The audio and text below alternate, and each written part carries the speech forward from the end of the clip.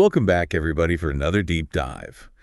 Today, we are going to be exploring something pretty fundamental to the human experience, how we perceive the world. Yeah. Especially when it comes to understanding ourselves and others. And we've got this very intriguing audio clip from a teacher named Ron W Rathbun. Interesting. Discussing meditation and perception with his students. And boy, is it packed with some thought-provoking ideas. It's always so fascinating to kind of delve into the mechanics of perception. Our understanding of the world, both internal and external, is built upon it. Exactly. And Rathbun kicks things off by highlighting what he calls the perception problem, which basically boils down to this. Okay. We are pre-programmed to see what we want to see, often blinded by our desires and preconceived notions. It's almost like we're trapped in this mental prison of our own making. It's a classic case of confirmation bias in action. Right. We tend to seek out information that reinforces our existing beliefs, filtering out anything that challenges our comfortable worldview.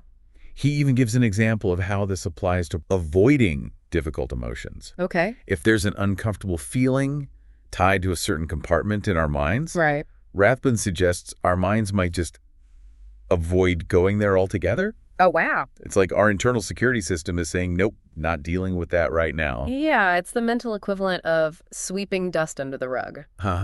Right. Out of sight, out of mind, right? Yeah. But as we all know, ignoring something doesn't make it go away. It just festers under the surface. So how do we break free from this self-imposed mental prison? Good question.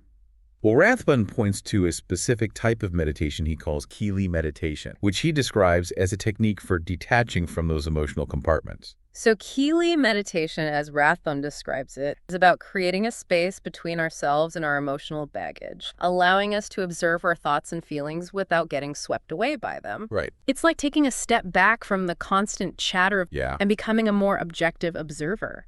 He emphasizes the importance of going into this practice without preconceived notions. It's not about seeking specific answers or confirming what we already believe, Yeah. but rather approaching the experience with open curiosity. I see. Otherwise, we risk falling into the trap of the intellect, mistaking our beliefs for genuine knowledge. That's a crucial distinction. Yeah. It's easy to get caught in the loop of believing something so strongly that it becomes part of our knowledge base, even if it's completely unfounded. Yeah. We see this all the time with unfounded beliefs and misconceptions that are passed off as facts. So according to Rathbun, a key part of Kelee meditation is learning to differentiate between the belief compartments of the ego and the thinking compartments of the intellect. Okay. And he makes a very interesting observation. People often favor the intellectual process because it provides a sense of control, a feeling of order in a chaotic world. Our intellects crave that sense of predictability. Yeah. They want to categorize and analyze to create neat little boxes for everything. But the reality is life is messy and unpredictable. It throws us curveballs in the form of unexpected events and people who challenge our preconceived notions. And that's where Rathbun brings up what he calls the action-reaction types. Interesting. Those individuals who tend to be more emotionally reactive. Okay. And he suggests the intellect often tries to steer clear of them. I see. Rathbun's observation about avoiding action-reaction types might resonate with you. Think about your own experiences. Are there certain personality types you find harder to be around? Sure. I know I'm thinking of a few right now. It's perfectly natural to gravitate towards people who share our values and communication styles. However, it's important to remember that everyone processes the world differently. Yeah. Those action-reaction folks, as Rathbun calls them, Right. might be operating from a completely different set of emotional cues. And by understanding that we can approach those interactions with more empathy. It makes me realize how often we judge people based on limited interaction. We encounter someone on a bad day, and suddenly that one snapshot becomes their defining characteristic in our minds. We construct these narratives to explain behavior, Right. but those narratives are often based on incomplete information. Yeah. It's like judging a book by its cover without ever delving into its pages. Okay, so let's get back to Rathbun. Right. This is where things take a fascinating turn. He suggests that as our minds become freer through Kelee meditation, we actually start encountering our own internal compartments more directly, even triggering them. Wow. It's as if by clearing away the clutter, we're suddenly face-to-face with the dust bunnies we've been ignoring all along. It's like those moments when you're cleaning your house and you move a piece of furniture that's been sitting in the same spot for years, Yeah. and you're met with a layer of dust you didn't even know existed, Uh, it can be a little unsettling, right. but it's a sign that you're making progress, that you're becoming more aware of what's really there. So while it might feel uncomfortable, bumping into these internal compartments is actually a sign of growth. Exactly. It means we're becoming more aware of our own inner workings, which is essential for any kind of personal evolution. Precisely. It's about shining a light on the shadows within ourselves. Right. Those aspects we might have been avoiding or suppressing. And that kind of self-awareness is crucial for understanding not just ourselves, but the world around us. This reminds me of another intriguing point Rathbun makes about likability. He talks about it in two distinct ways. Okay. The external kind, referring to what we like in others, and the internal kind, which is about liking ourselves. Interesting. This feels like a really crucial distinction, wouldn't you say? Absolutely. It's easy to get caught up in seeking external validation, constantly trying to please others and gain their approval. Yeah. But true self-acceptance comes from within. Yeah. It's about recognizing our strengths and weaknesses, embracing the totality of who we are, even the messy, imperfect parts. It's about shifting our focus from seeking approval to cultivating self-understanding. Exactly. And Rathbun uses a vivid image to illustrate this point. Okay. He says, the lesser Kelee, which is all about our head, is directed outward, engaging with the world. Right. While everything below our head, and the greater Kelee, which represents the heart space like our feelings, is focused inward. It's a powerful visual that captures the tension between our outward focus and our inward journey. Right. We're constantly navigating this balance between engaging with the world and exploring our inner landscape. And perhaps, as Rathbun suggests, the key to understanding the collective lies in understanding our own individuality. That's a profound thought, isn't it? Exactly. He seems to be suggesting that by delving into our own inner world, by truly understanding ourselves, we gain insights into the shared human experience. But how do we actually bridge that gap? How do we move from personal introspection to a deeper understanding of the collective? Well, that's where things get really interesting. Okay. And that's what we'll be exploring further. So we're left with this really intriguing idea. Understanding our own individuality is key to understanding the collective experience of humanity. But how do we actually make that leap? Right. How does looking inward translate to grasping something so vast? Well, Rathbun provides some clues. Okay. He suggests paying attention to the feelings we have that aren't directly tied to the outside world. Those seemingly random emotions, he argues, are actually doorways to deeper self-knowledge. So it's like tuning into a different frequency. Yeah. One that's not dominated by the constant barrage of external stimuli. Right. And that's where practices like Kelee Meditation come in, right? Exactly. They help us create that mental space to simply be with ourselves without the need to react or respond. But Rathbun isn't advocating for meditation as a mere relaxation technique. Right. He sees it as a tool for gaining knowledge, for mapping the contours of our own internal landscape. The more familiar we become with our own motivations, fears, and desires, the better equipped we are to navigate the world around us. It's like finding an internal compass. Yeah. So we don't get lost in the wilderness of our own emotions or swept away by the currents of external events. But how does any of this connect to understanding the collective, as Rathbun puts it? Let's consider this. Yep. If we're constantly reacting to the world based on our own unexamined biases and assumptions, are we truly seeing other people for who they are? Or are we just projecting our own internal stuff onto them? So we're not really connecting.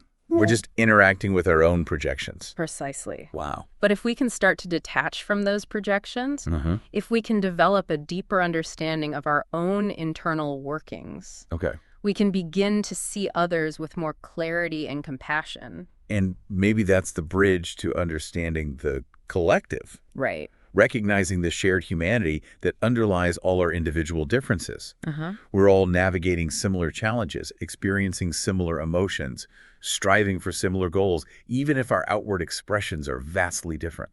What's fascinating here is that Rathbun doesn't frame this as some sort of selfless act of altruism. It's not about fixing ourselves so we can go out and save the world. Right. He's suggesting that understanding ourselves is understanding the world because we're all interconnected. Right. Our individual journeys are threads in the tapestry of human experience. Whoa, that's deep. So it's not about self-improvement in a vacuum. Right. It's about self-awareness as a pathway to a more connected and meaningful existence. Exactly. And maybe even a more accurate perception of reality itself. Remember, Rathbun started by highlighting the perception problem, this tendency to see the world through the lens of our own desires and preconceived notions. Right. By working on ourselves, by cultivating that inner awareness, we can start to see the world as it truly is, not just as we wish it to be. This whole inward versus outward concept is really resonating with me. Yeah. It's like we need to find that sweet spot, that delicate balance between being in the world, but not completely consumed by it,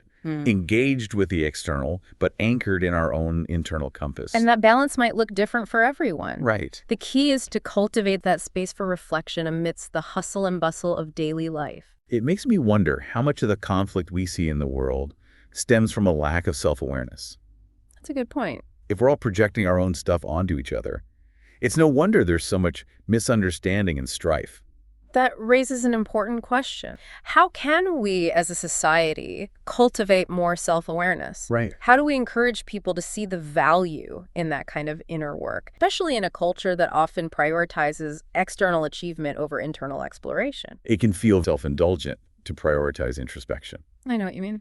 especially when there's so many pressing issues in the world demanding our attention. Yeah. How do we bridge that gap? Perhaps by reframing it. Okay. Instead of seeing self-awareness as a luxury or form of escapism, Right. we can present it as essential for mental fitness. Okay. Just as we need to exercise our bodies to stay healthy, we need to exercise our minds to stay sharp and resilient.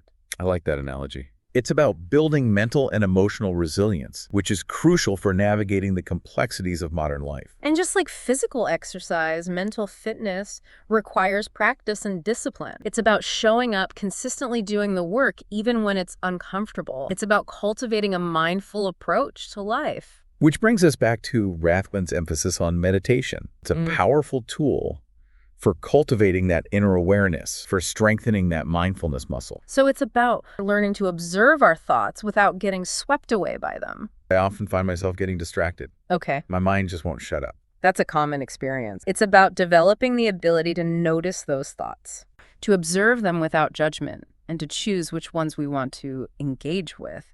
So it's more about training our attention, Yeah. strengthening a muscle. The more we practice, the better we become at directing our focus and detaching from distractions. And as we become more adept at observing our thoughts, we gain the ability to choose which ones we want to entertain and which ones we want to let go of. Right. We become less reactive in our responses. That's empowering. It is. It's like we're taking back control of our mental landscape instead of being at the mercy of our own thoughts and emotions. And that can ripple outward, impacting every aspect of our lives, from our relationships to our work to our overall sense of well-being. Okay. It allows us to show up in the world with more presence and more compassion. So it's not just some esoteric practice for monks living in caves. It's actually a practical tool for navigating the challenges of modern life and for cultivating a deeper understanding of ourselves and the world around us. Remember Rathbun's words. It's only through our own individuality that we can understand the collective. Right. By exploring our inner world, we gain insights into the shared human experience. I'm starting to see how all these pieces fit together. Yeah. The perception problem, the importance of self-awareness, the power of practices like Kelee Meditation. It all points toward a more conscious and connected way of being in the world. And that's a pretty exciting prospect, don't you think? Absolutely. It suggests that by working on ourselves, we can contribute to a more compassionate understanding and harmonious world.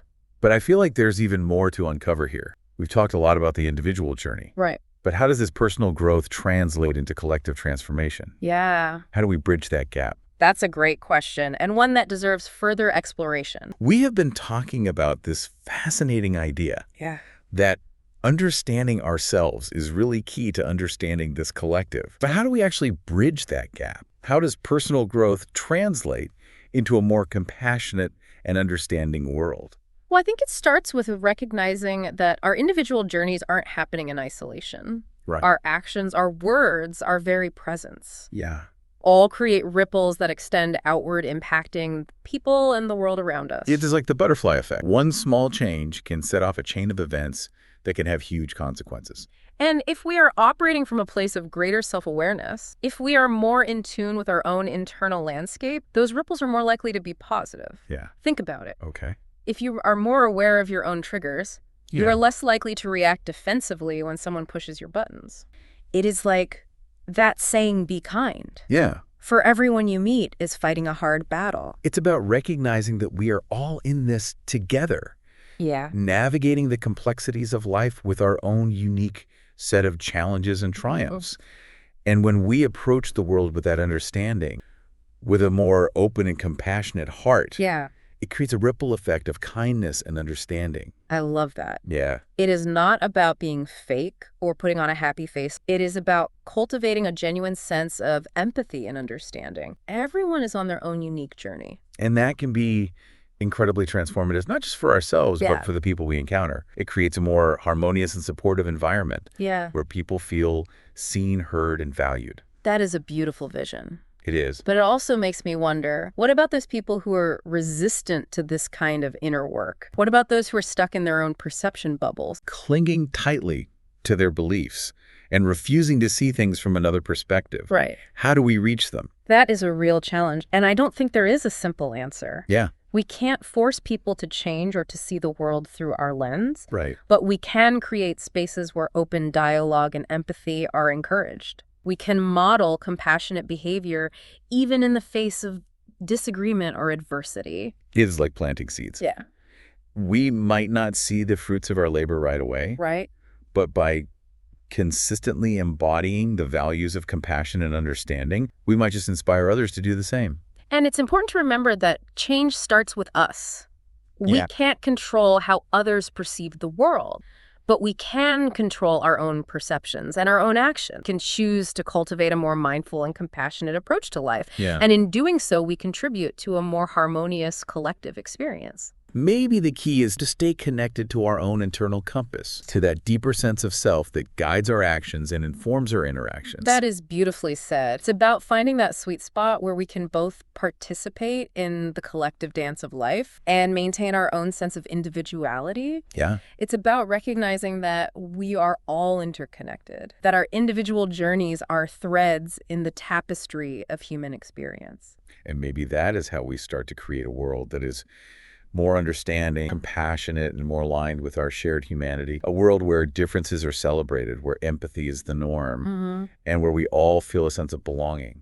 It's a beautiful vision and one that I think is worth striving for. I feel like this deep dive has given me a lot to reflect on. It is not just about understanding perception. It is about understanding ourselves and our place in the world, and recognizing that by cultivating greater self-awareness, we can create ripples of positive change that extend far beyond ourselves. And remember, this is a journey. There is always more to learn, more to explore, and more to discover about ourselves and the world around us.